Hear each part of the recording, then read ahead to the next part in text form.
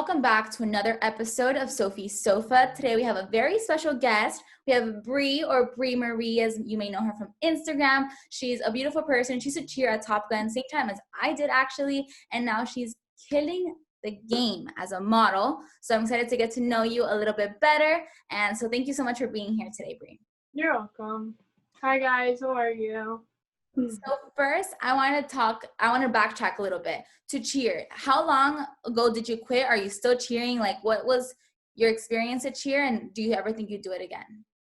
So I started cheer when I was 5, and then I quit when I was 16, I believe. And I quit because it was interfering with school a little too much. So then I just quit, whatever.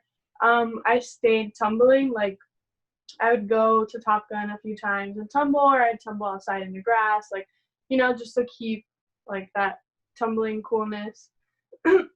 And I don't really think I'd go back. I tried to go back, but it was too much for me. I think that happens a lot when people quit sports. Like, there's always that little inkling that you go back and then you're just like, it's just not the same. But you always have that appreciation for it and all that stuff. So, okay, how old are you? I'm 19. 19. And so clearly, like, by the look of, as soon as you open your Instagram, you know that your thing is modeling and that you're beautiful, and then you take pretty beautiful pictures. So when did you start to like transition over to taking a nice selfie to like actually getting pictures taken of you and saying, I think I could do this as a model? Have you been thinking that your whole life, or it's like from one day to the next that you want to become, be part of that? Well, I always liked like taking pictures and like getting ready to go to a photo shoot or whatever. And then one day on Instagram, an agency DM'd me to be my mother agent, and this was like in 2000, I'd say like 2017. What's a mother agent for people who might not know? A mother agent is someone who manages you personally and is overall a smaller agency. So then instead of them getting you jobs, they get you like an agent, like an agency overall, like Elite, for example. Got it. Okay, so they reached out to you on Instagram, and then what happened after that?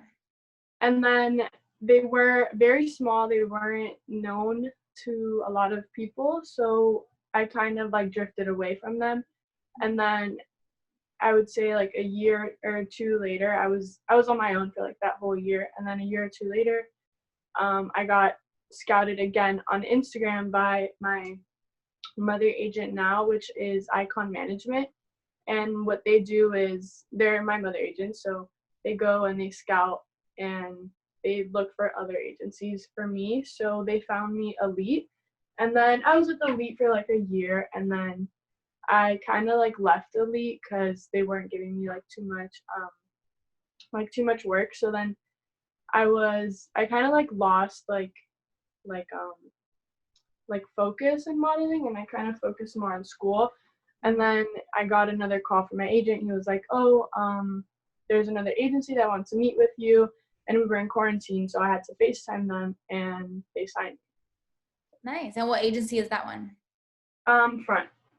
Got it. So when, because I have no idea how the modeling agency works. So when you sign on to an agency, what are the first things that you start to do, and what can you expect moving forward now being part of Icon or Front? What was it that you said? Front. Well, both. Icon is my mother agent, and then Front is what do you expect going forward from them? So with Front, well, this happened with every agency. Like, as soon as you get into a new agency, doesn't matter like how much of a time difference there was in between, every agency requires you to send digitals, which is just like a picture in like a black shirt with black pants, or like a black bikini in front of a white wall.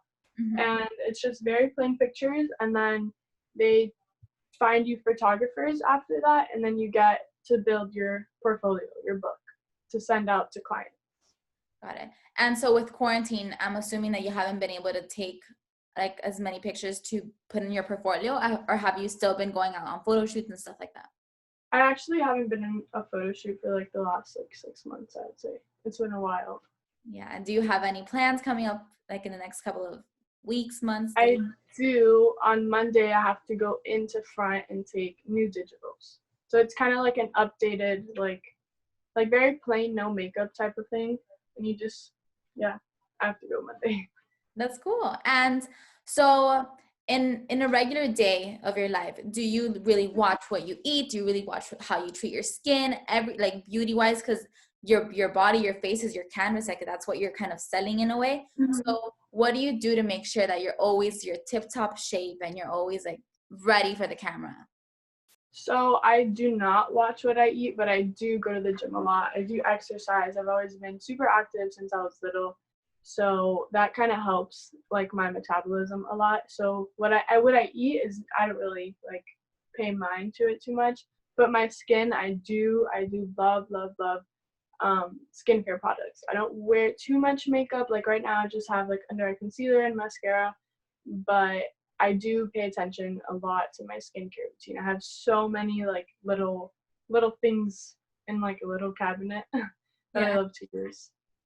Cool. And so I saw that you took pictures with Boutine LA. Mhm. BoutineLa, as I've heard some people say. Like it's crazy. I don't know the actual way. But did they reach out to you? Did you reach out to them? Because I feel like that's a great company to work for, a lot of exposure. So how did you kind of get started with them? So they did DM me on Instagram, like a lot of people do, and they were in Miami.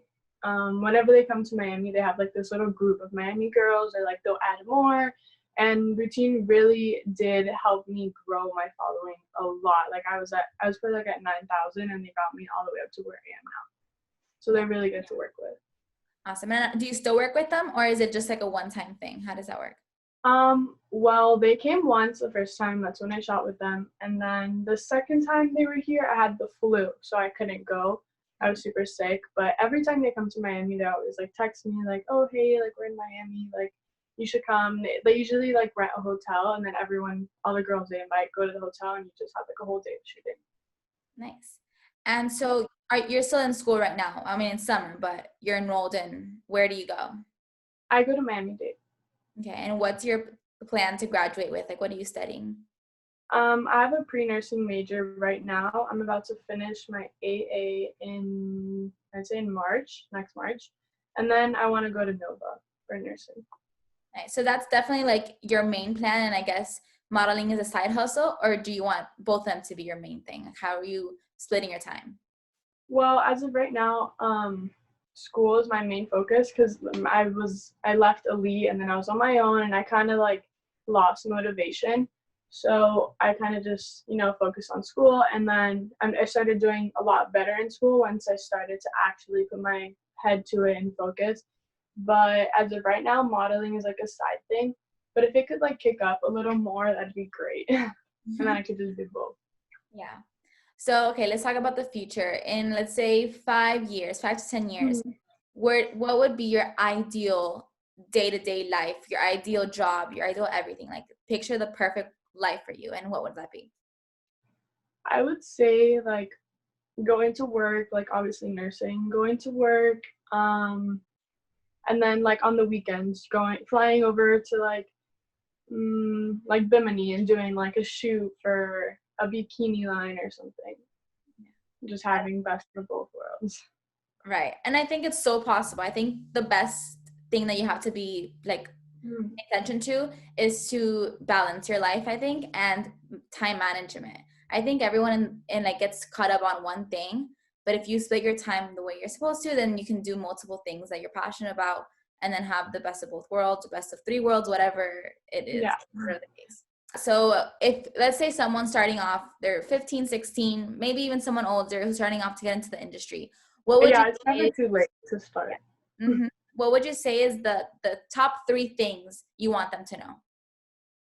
Never give up. You're gonna get a lot of harsh criticism in the modeling like world. Like I was told I was too fat, so I know I'm not fat, but it just depends on what they look like. A smile is always better than having like a straight like that look. Mhm.